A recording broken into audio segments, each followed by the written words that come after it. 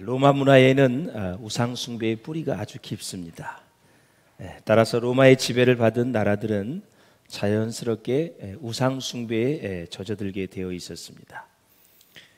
그러니까 우상의 문화가 상식과 같았기 때문에 교회와 성도들이 우상 숭배의 유혹을 뿌리치는 것은 여간 쉬운 일이 아니었습니다. 그래서 바울은 8장에서 다루었던 그 우상에게 바쳐진 제물을 먹는 문제를 다시 언급을 하게 되지요. 그렇다면 왜 바울 사도는 이 문제를 계속해서 반복해서 다룰까요? 그 이유는 바로 이것이 단순히 우상에게 드려진 음식을 먹는 문제를 넘어서서 우상 숭배로 빠질 수 있는 위험성을 안고 있기 때문에 그렇습니다. 사람이 기준이 있는데 꼭 선을 넘을 때가 있습니다. 이것뿐만이 아니라 모든 일이 그렇습니다. 내가 선을 넘을 때 그것을 분별할 수 있는 사람이 분별력이 있는 것입니다. 내가 앉아야 될 자리, 서야 될 자리, 해야 될 말, 안 해야 될 말, 이 기준이 있는데 이 바울 사도가 보기에 고린도 교인들이 우상 숭배에 빠졌거나 빠질 수 있는 가능성이 너무 많이 있기 때문에 서둘러서 편지를 쓴 것이 고린도전서 아닙니까, 여러분? 그래서 바울은 이것을 주의 만찬에 참여하는 것을 예를 들어 설명을 합니다. 우리가 주의 만찬에 참여함으로 주님과의 관계를 맺습니다. 그래서 우상의 제단에 참여하는 것은 우상 숭배가 될 수 있기 때문에 바울은 우상 숭배를 피하라. 한번 14절을 같이 보시겠습니다. 시작. 그런즉 내 사랑하는 자들아 우상 숭배하는 일을 피하라. 아멘. 이 말씀은 그리스도인의 본질과 존재의식을 일러주는 아주 귀한 말씀입니다. 사실 문제가 그렇게 많았는데도 불구하고 고린도 교인들에게 내 사랑하는 자들아 그랬어요. 그래서 우리가 크리스찬 이런 단어를 많이 사용하죠. 예수 믿는 사람을 얘기하는데 정확한 의미는 그리스도에게 속했다라는 뜻이죠. 누구에게? 그리스도에게. 더 실제적인 그러한 말씀으로는 우리는 그리스도의 노예다.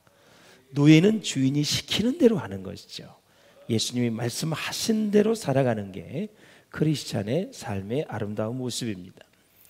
그래서 신령한 의미에서 말하면 우리 모두가 그리스도의 한 지체가 되었다라는 것입니다. 그렇다면 우리는 누구의 소유입니까? 예수 그리스도의 소유입니다. 믿습니까, 여러분? 그러므로 그리스도인은 언제나 그리스도의 사람된 지체의식을 분명히 가져야 되고 정체의식이 분명해야 됩니다. 나는 하나님의 딸이다. 하나님의 아들이다. 하나님께 속해 있다. 주님의 노예다. 이런 분명한 의식이 있어야 돼요. 그러므로 그리스도인은 언제나 그리스도의 사람된 지체의식을 분명히 해야 되는데 본문에 나타난 상징적 의미가 있는데 그것이 뭐냐? 성찬 예식입니다. 성찬 예식은 예수님이 구원받은 사람들에게 십자가의 희생을 기념하도록 명령하신 거룩한 의식입니다. 초대교회 예배의 중심은 무엇일까요? 성찬 예식이었어요. 아직까지도 말씀을 많이 지금처럼 이렇게 성경을 들고 예배를 드리는 때가 아니었어요. 목사님만 거의 말씀을 가지고 있을 때였고 성경을 보편적으로 할 때는 한참 이후의 일입니다. 그래서 목사님 말씀을 전하고 예배를 하고 이후에 성찬식을 계속 이어서 매주 했습니다. 성도를 나타내는 이 헬라어 하기오스라는 단어가 있는데 이거는 거룩한이라는 뜻을 가지고 있어요. 거룩한 사람들이 성찬 예식을 통해서 주님을 경험하는 거죠. 그래서 성도가 성찬식에 참여하는 것은 첫째, 성도의 하나됨을 의미하는 것입니다. 모든 성도가 예수님의 살과 피를 먹음으로써 예수님 안에서 뭘 이룹니까? 연합을 이루게 됩니다. 떨어져 있는 것 같지만 다 하나입니다. 그래서 이제 주님과의 신비한 연합을 또 의미하는데 성도는 주님의 살과 피를 먹고 마심으로써 주님과 하나 되는 신비한 연합을 경험하게 되죠. 셋째로는 주님과 성도들 또 성도와 성도들끼리의 거룩한 교제를 갖는 것이 바로 성찬 예식이다. 이렇게 바울은 성찬식을 예를 들어서 성도들의 우상 숭배를 해서는 안 되는 이유를 설명하는데, 자, 한번 15절을 같이 보겠습니다. 시작. 나는 지혜 있는 자들에게 말함과 같이 하노니 너희는 내가 이르는 말을 스스로 판단하라. 아멘. 여기 이제 지혜 있는 자는 분별력이 있는 자를 말하는 거겠죠. 자, 고린도 교인들이 얼마나 많은 문제를 일으켰습니까? 사실 문제아 중에 문제합니다. 예수 믿는 문제야. 아주 문제가 많았던 교회. 자, 바울을 힘들게 했던 성도들이지만 이들을 분별력이 있는, 또 지혜 있는 자로 인정을 하면서 인격적으로 존중하는 태도를 갖는 바울의 모습을 우리가 볼 수가 있습니다. 말씀은 무섭게 가르치고 인격은 존중하는, 이 사도 바울이 우리의 배울 점입니다. 그래서 우리는 인격은 소중히 여기고, 한 사람이니까, 하나님이 만드신 존재이니까 귀하게 여기고, 말씀은 무섭게 잘 가르쳐야 됩니다. 무섭다는 얘기는 가감 없이 잘 가르쳐야 된다. 두려움이 생기도록 가르치는 것이 아니라 진리의 말씀을 옳게 분별해서 이 시대를 선과 악과 옳고 그름을 잘 분별해서 살 수 있도록, 하나님의 자녀답게 살 수 있도록 우리는 말씀을 잘 가르쳐야 된다라는 거죠. 예수 그리스도께서 우리의 죄를 사하시기 위해서 십자가에서 피를 흘려주셨다. 몸이 찢어지고 가시덤을 면류관을 쓰시고 대못에 박히고, 이렇게 성찬식을 통해서 성도들은 그리스도와 한 몸으로 연합되었음을 확인하는 거다라는 거죠. 사실 내가 같은 학교에 나오고 같은 지역에 살고 지연, 학연 또 여러 가지 묶여질 수 있겠지만 꼭 명심하고 들으세요. 예수의 피로 하나가 되어야 됩니다. 예수의 피로. 믿습니까? 네. 예수의 피가 가장 중요한데 교회는 그것으로 가까워져야지, 예수의 피는 온데가 안 되었고 그냥 같은 학교에 나오고 같은 지역에 살고 같은 마을에 살았다는 그 명분으로 예수의 피에 우애가 있는 것을 볼 수가 있어요. 그것이 예수의 말씀보다 더 우애가 있을 때가 있어요. 넘어설 수 있기를 주의 이름으로 축원합니다. 흑인이냐 백인이냐가 중요한 게 아니에요. 황인종이가 부중요한 게 아니에요. 남자가 여자가 중요한 게 아니에요. 다 소중한 존재입니다. 예수 믿는 사람은 예수의 피 안에서 하나가 되는 것입니다. 누가 나를 잘 섬겨주고 누가 막 식사를 많이 사주고 나를 친절히 해주고 해서 그 사람만 저기 하는 것이 아니라 모두가 다 예수 안에서 피로 하나가 되어졌다. 우리 오늘 오케스트라가 은혜스러운 찬송을 해주셨죠? 원하고 바라고 기도합니다. 뭘 원하고 바라고 기도해요? 바로 하나님의 놀라운 성품이 이제 우리 성품이 됐고, 할렐루야, 성령님의 권능이 우리의 능력이 되었으면 좋겠다. 하나님의 능력이 우리의 능력이 될 수 있기를 주의 이름으로 축원합니다. 이것을 원하고 바라고 기도한다라는 거죠. 늘 주님 바라보고 주님 닮아가고 하나님의 놀라운 사랑이 우리의 마음으로 전해져서 깨달아져서 그렇게 살면 얼마나 좋겠습니까? 그렇다면 그리스도의 피와 몸에 참여한다는 것은 어떤 생활 원리가 담겨져 있을까? 그것은 바로 자기 희생의 원리가 담겨져 있다라는 것입니다. 그래서 예수 그리스도께서 십자가 위에서 피를 흘리시고 고난을 받으신 것은 자기 만족을 위해서가 아니라 철저하게 타인을 위해서, 인류를 위해서 그렇게 고난을 당하셨다. 그래서 성찬식은 철저하게 그리스도께서 인류를 위하여 자기를 희생하셨음을 기념하는 예식이다라는 것입니다. 그런데도 고린도 교회 성도들 가운데 믿음이 강한 자들이 자신들의 믿음이 강하다는 자만에 빠져서 우상의 신전 식사에 참여하며 만찬을 즐기고 성전에 있는 창녀들과 그 우상 신전에 가서 성관계를 즐김으로써 자기 만족을 꾀하고 믿음이 약한 자들을 시험에 빠지게 만들어 버렸습니다. 이들을 배려하지 않는 이기적인 태도는 성찬 예식의 정신과는 전혀 조화될 수가 없는 그런 생활 태도이다. 자, 한번 17절을 같이 보실까요? 시작. 떡이 하나요 많은 우리가 한 몸이니 이는 우리가 한 떡에 참여함이라. 아멘. 우리가 한 분 그리스도께 연합되어 있을 때 나타나는 그 결과는 무엇일까요? 많은 우리가 한 몸이다라는 것입니다. 우리들의 숫자가 아무리 많아도 우리는 한 분 그리스도에게 연합되어 있기 때문에 한 몸이다. 성찬에 대해 말한 바울은 이 원리를 이제 구약시대의 제사에 참여하는 행위를 예로 들면서 한 번 더 설명을 합니다. 한번 18절을 보실까요? 시작. 육신을 따라 난 이스라엘을 보라. 제물을 먹는 자들이 제단에 참여하는 자들이 아니냐. 아멘. 여기 육신을 따라 난 이스라엘은 구약시대의 이스라엘 민족을 얘기하는 것입니다. 그러니까 이스라엘 민족을 봐라. 제물을 먹는 사람이다. 제물을 먹는 사람은 제단에 참여하는 것이고 그 다음에 그 믿는 대상에 참여한 것이다. 이스라엘 민족은 제사를 드렸습니다. 그 제물을 함께 먹으면 그 제물을 먹는 자들도 결국 제단에 참여한 것으로 인정합니다. 예컨대 제사장, 레위인들, 그 다음에 성전에 수고하고 있는 뜰에서 일하는 사람들, 제사가 끝나면 다 부위가 다르게 제물을 다 먹습니다. 먹는다는 것은 그 제사를 누구에게 드렸어요? 하나님께 드렸어요. 그러니까 하나님 앞에 같이 참여한다는 의미를 가지고 있는 거예요. 이것을 이제 예를 들면서 바울은 뭐라 그러냐면 옛 이스라엘 백성들이 하나님의 성전에서 제물을 먹는 것과 고린도 교인들이 우상 축제에 참여해서 제물을 먹는 것을 같은 관계를 지어서 설명을 합니다. 따라서 그 제물을 먹는 것은 그 우상의 신과 관계를 맺는 것이다. 이스라엘이 제물을 먹는 것은 하나님을 예배하는 것이잖아요. 그래서 이에 비추어 이방 신전에서 우상 축제에 참여해서 제물을 먹는 것의 관계를 자세하게 설명을 하는 거예요. 다시 말해서 우상의 축제에 참여하는 것은 우상과 연합하는 것이다. 우상은 신이 아닙니다. 그러나 그 배후에는 영적 존재들이 활동하고 있습니다. 고린도 교회 교인들 중에는 처음에는 거리낌 없이 우상 제물을 먹기만 하다가 세월이 지나서 점차적으로 자연스럽게 그들의 의식에 참여하는 사람들이 있었습니다.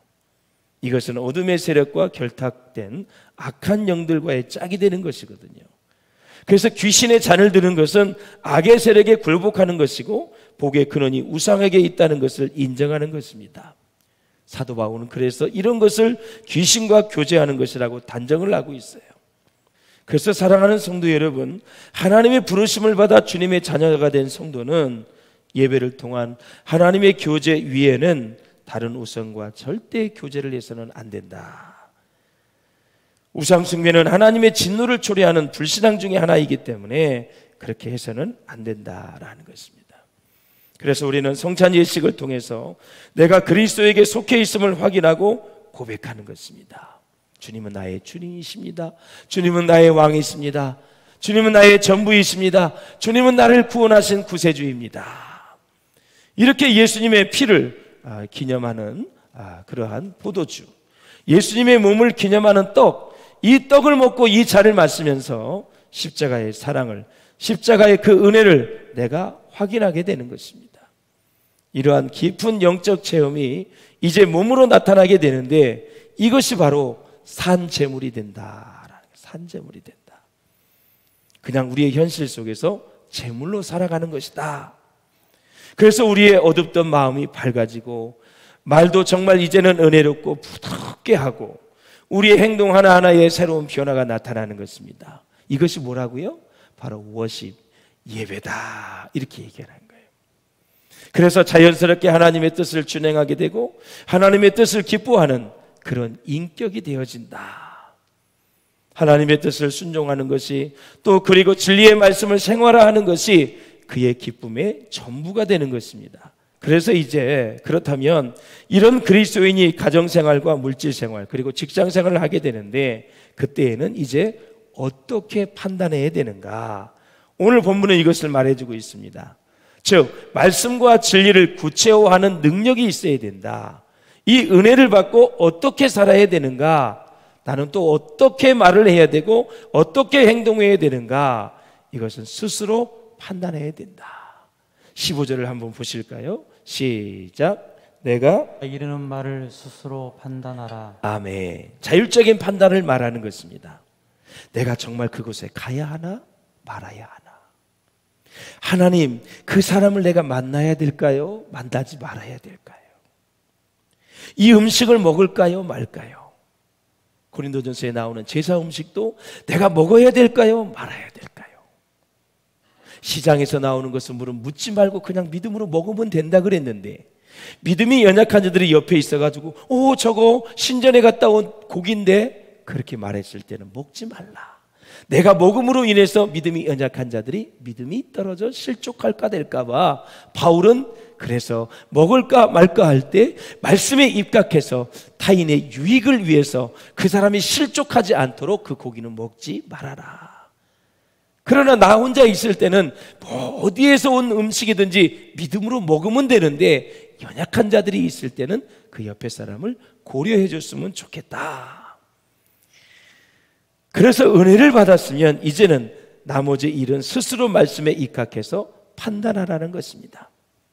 그래서 이제는 배우고 받은 지식이 뭐로 발전해야 된다고요? 지혜로 발전해야 된다. 그래서 이스라엘 백성들은 출애굽한 이후에 이제 끊임없이 불평하는 모습을 봐요. 그것이 바로 지혜로 발전하지 못해서 그러는 거예요. 말씀을 들었는데 상황을 보면서 분별력이 없는 거예요.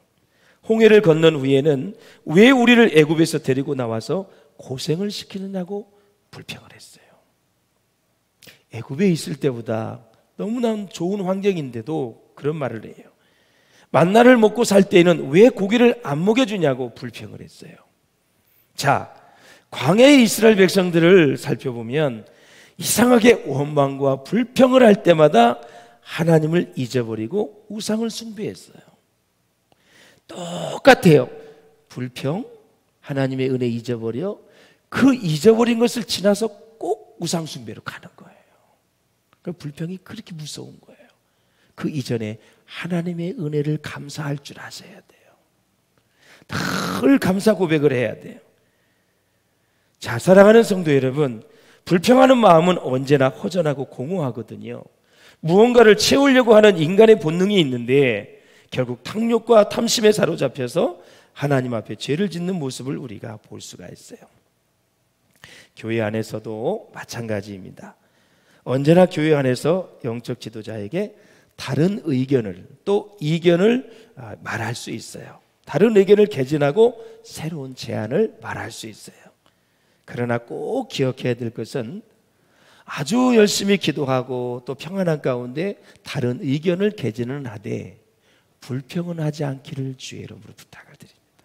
자, 엘리야가 바알신을 섬기는 아세라 선지자 850대 1로 전쟁을 했는데 하나님이 도와주셔서 대승리를 냈어요. 이 소식을 듣고 아합의 아내 이세벨이 엘리야를 죽이려고 그래요. 쫓아와요. 그래서 36개 주랭랑을 합니다. 멀리 넘어가서 하루는 노뎀나무 아래에서 죽기를 각오해요. 하나님, 나 죽고 싶습니다. 자살하고 싶다고 얘기를 해요. 이렇게 큰 승리를 거뒀는데도 사람이 마음이 이런 것입니다.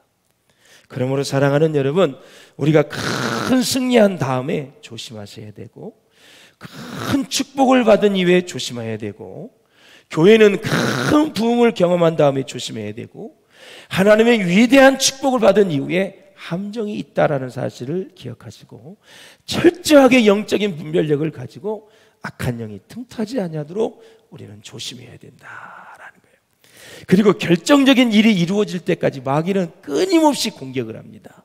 하나님 앞에 선한 뜻을 가지고 일을 하게 되면 될 듯 말 듯 될 듯 하면서 끊임없이 공격을 해요. 그때마다 안테나를 주님께 세우고 기도의 자리를 사모하면서 말씀을 사모하면서 나아갈 때 하나님이 그 상황을 도와주시는 거예요. 그 역사를 이루어 가시는 거예요. 그러므로 그리스도인들에게 있어서 우상 숭배는 흉내를 내서도 안 되는 것입니다.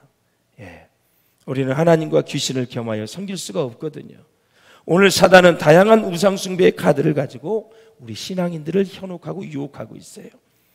우상 숭배는 당시의 고린도 교회 시절보다 지금이 더 만연하고 있는 것 같아요. 사랑하는 여러분, 그래서 사실 고린도 교인들은 자기들의 영적 교만 가운데서 귀신과 사귀고 있다는 것을 몰랐어요. 바울은 이것을 이제 지적하는 거예요. 잘 들어보세요. 자, 이전에 말씀을 드렸던 아프로디테, 비너스 신을 얘기했어요. 비너스 신상에게 제사하고 경배하는 것은 실제로 존재하는 신을 경배하는 게 아니에요. 사람이 손으로 만든 조각물에 경배하는 것은 고린교 교인들이 알았지만, 그러나 신상 뒤에는 그 우상의 신을 흉내내는 귀신이 있다는 것을 몰랐어요. 그래서 고린도 교인들은 영적인 교만 가운데서 악한 영을 너무 가볍게 생각을 했고, 결과적으로는 악한 영과 사귐을 갖고 있었다라는 것입니다. 영적인 실체를 무시하거나 경시하는 크리스찬들이 참 많이 있거든요. 몰라서 그래요. 점을 치고 사주를 보고 운세 보는 것을 대수롭지 않게 생각을 하는 사람이 있어요. 그런 행위를 통하여 악한 영이 우리의 삶에 침입할 수 있는 틈이 생긴다는 것을 아셔야 됩니다. 마가복음 5장에 보면은 거라사 군대 귀신 들린 사람이 있었습니다. 침입할 수 있는 문을 열어 다 주어가지고 수많은 귀신들이 이 거라사 광인의 몸으로 들어갔어요. 예수님을 만났습니다. 예수님이 명합니다. 모든 귀신아, 이 사람에게서 나와라! 명령을 했더니 군대 귀신이 다 나와서 어디로? 돼지떼에 다 집어넣어서 바다에 몰살을 시켰어. 사랑하는 성도 여러분, 우상 제물에 대해서 바울이 얘기하는 것이 뭐냐면, 마무리를 하는데 우리가 다 지식에 있는 줄 알지만 지식은 교만하게 하며 사랑은 덕을 세운다. 알고 있는 거 가지고 네가 우상 신전에 가서 아무렇지 않다고 생각하지만 그렇지 않다. 오염될 수 있고 우상 숭배에 잘못된 것에 빠질 수 있다. 그래서 바울은 타인의 이익을 구하는 사랑의 원리를 제시하는데 바로 이것입니다. 하나님께 영광이 되고 타인에게 유익이 되면 그것은 선한 일이다. 할렐루야. 뿐만 아니라 하나님이 기뻐하지 않으시고 내게만 유익이 되는 일은 아무리 그럴듯 보여도 그것이 악이 되며 죄가 될 수 있다. 내가 자유를 다 가졌다 할지라도 믿음이 강한 자들이 믿음이 연약한 자들 앞에서 우상신전에서 나온 그 고기를 먹었을 때 그들이 실족할 수 있는데 그것을 아랑곳하지 않고 자유를 사용한다면 그것은 바람직하지 않다. 그렇기 때문에 바울은 정리를 합니다. 프리차드가 무슨 얘기를 하냐면 오직 사랑만이 방법을 정당화할 수 있다. 진짜 고린도 교인들이 자기 성도를 사랑하는 그 마음이 있다면 우상에게서 바쳐진 재물을 먹지 않을 것이다 라는 거죠. 끝까지 이웃을 배려해라. 영혼이 실족되지 않도록 행동하라 말하라를 조심하라 라는 그런 뜻이에요. 그래서 마지막에 그리스도인의 존재 목적은 뭐예요? 하나님의 영광이다. 먹고 마시는 일도 하나님의 영광 차원에서 결정해야 된다. 너희가 먹든지 마시든지 다 무엇을 하든지 하나님의 영광을 위해서 하라고 얘기하는 것입니다. 종교개혁자들의 사상의 중심이 뭔지 아세요? 그 구교가 가톨릭이 면죄부를 팔고 연옥을 만들고 막 그러거든요. 말씀에서 어긋나니까 계속해서 다 하나님의 영광을 위해서 해야 된다. 그래서 종교개혁자들이 가장 최종적으로 외치는 게 바로 다 뭐냐면은 하나님의 영광이었다라는 거죠. 사랑하는 여러분, 말씀을 맺겠습니다. 우리에게 주신 자유를 하나님의 영광을 위해서, 이웃의 유익과 기쁨을 위해서 사랑하는 마음으로 그렇게 사용될 때 무엇이 돼요? 덕이 된다라는 것입니다. 영혼 구원에 도움이 되느냐 안 되느냐를 판단해서 적극적으로 신앙생활을 하시고, 이제는 나 자신뿐만이 아니라 타인을 위해서 내게 주신 자유를 사용할 줄 알아야 된다. 유익이 안 되면 그 자유를 절제할 줄도 알아야 된다. 그래서 이 교회가 성숙한 모습으로 하나님께 영광을 돌리며 교회다운 모습으로 예수 그리스도의 향기를 드러내는 교회가 하나님이 기뻐하시는 교회라고 바울은 그렇게 말하고 있는 것입니다. 우리 일생을 다가도록 타인을 위한 자유의 삶이 우리의 삶의 아름다운 모습이 될 수 있기를 주님의 이름으로 축원합니다.